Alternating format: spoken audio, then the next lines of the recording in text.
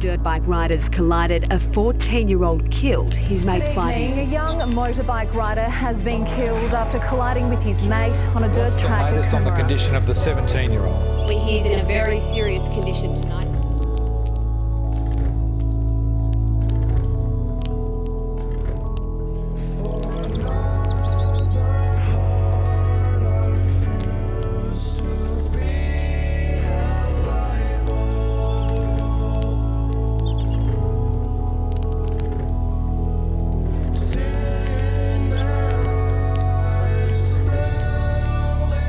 So how old are you, Sam? 18. 18 years old. And were you aware of the recent death of Jaiden Brooks, who died in a head-on collision? Yeah, I was. Jaiden's father believed that Queensland Motorcycle Park was overpriced and too far to drive. Have you been faced with similar impracticalities of QMP? Yeah, I have. It does cost a bit much, especially if I want to go with a few mates and stuff. It ends up costing an absolute fortune. And as a recent high school leaver and dirt bike enthusiast, why do you believe that young adults enjoy motorbike riding so much? Oh, it's just the adrenaline, really. And it's good fun. Get out, relax, away from everything. Yeah. Do you believe that the sole purpose of young adults who go out would be to ride illegally? Well, the aim is not to ride illegally, but due to inefficient amount of places you can ride, it does end up being like that. Yeah. Should there be more government-funded or subsidised properties to ride at, such as QMP? Absolutely, yeah. There needs to be a ton more. There's so much space for it. I don't know why they haven't done it already. But why should taxpayers have to pay for this? Oh, it's just the same as all the roads and everything. Everyone uses it. There's a lot of dirt bike riders that would take part in it, and it would, I don't know, make it better.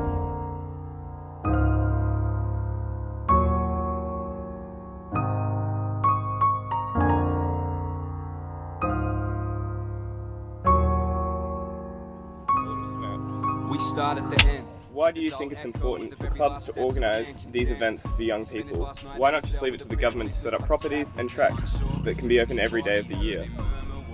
I think we've taken a lot of control of these events, and that allows us a bit more control than going to a government-run facility.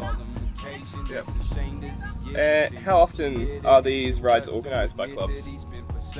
I'm involved in about 6 rides that we organise for the public to come and ride, but around South East Queensland there's up to about 20 rides a year that are organised by various organisations. So how important is it to the community in the club to organise the ride? We get the community involved in a lot of the aspects of our riding. We try and get community organisations like the Lions clubs involved in running our events, the Rural Fire Brigade assist us, and then occasionally we use some of the state-based organisations like the RACQ Care Flight Service. And even with the minimal number of rides that there are per year, how many complaints are there usually? We get minimal complaints. Probably over the last 20 or so years, we might have had 1 or 2 complaints. The complaint really turns into a negotiated situation where we agree then with the local authorities on how we should be running these events. And what could be done to increase the amount of rides per year? I think one of our big struggles is access to properties. The events that I'm involved with, we don't own any of the properties. We all rely on mostly cattle farmers to provide their properties to us. Getting insurance and getting properties are probably the 2 restrictions on increasing the number of events that we run. So what do you see as the main issue that faces clubs in providing these community services? I think that's probably a repeat of the previous answer, is that the main issues that's facing us is the availability of properties. A lot of local authorities have got on board, especially the more rural ones.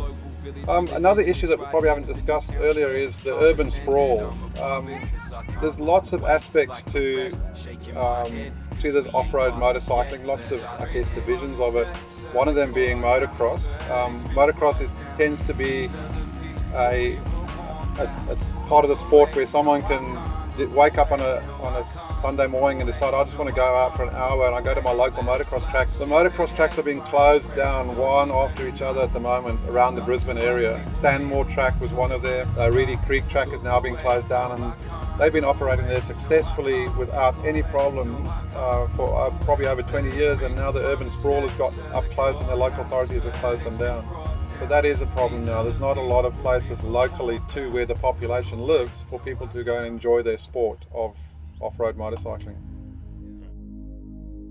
Our sunken oceans blue, and they're all frozen over.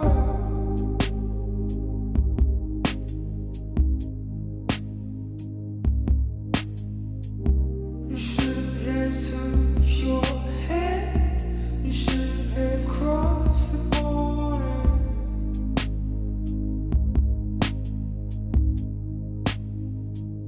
Because never means none of this at all.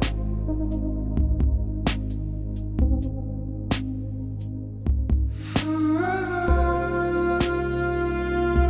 pretend in our shelters we don't